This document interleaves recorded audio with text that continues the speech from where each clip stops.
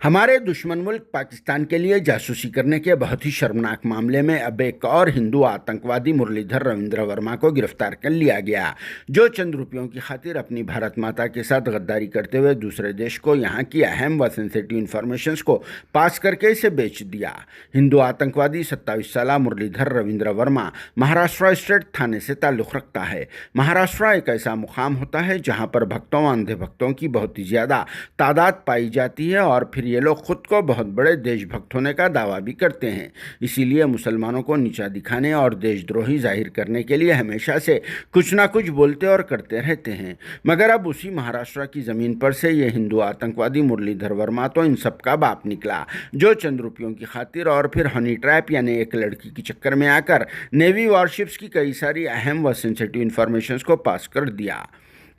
जिससे हमारे दुश्मन मुल्क पाकिस्तान को बहुत बड़ा फ़ायदा हो सकता है और वो कभी भी हमारे मुल्क के ख़िलाफ़ इस इंफॉर्मेशन को इस्तेमाल कर सकता है, जिससे हमें बहुत बड़ा खमियाजा भी भुगतना पड़ेगा। मगर ये हिंदू आतंकवादी मुरलीधर वर्मा तो चंद रुपयों की खातिर अपनी भारत माता के साथ बहुत बड़ी गद्दारी कर दिया, जो खाली फ़ोन पर पायल शर्मा की आवाज़ सुनकर पिघल गया और फिर नहीं करने का काम करके 14 नेवी वॉरशिप्स और सबमरीन्स की अहम इंफॉर्मेशन को पास कर दिया, जिनमें से 5 नेवी वॉरशिप्स की एक्यूरेट इंफॉर्मेशंस को इस आतंकवादी ने अपने पाकिस्तानी हैंडलर्स के हवाले कर दिया। गिरफ्तार शुदा ये आतंकवादी मुंबई में मौजूदा एक प्राइवेट कंपनी में इलेक्ट्रिकल इंजीनियर के तौर पर काम अंजाम दे रहा था, जहां पर नेवी वॉरशिप्स और सबमरीन्स के इंस्टॉलेशंस का काम किया जाता है, जिसने आखिरी काम करके भक्तों अंधे भक्तों को शर्म से पानी पानी कर दिया। खैर, वैसे भी ये भक्ता और अंधे भक्ता भी इसकी तरह वाटर प्रूफ रहते हैं, जिनके पास गैरत और इज्जत नाम की कोई चीज़ तक नहीं रहती।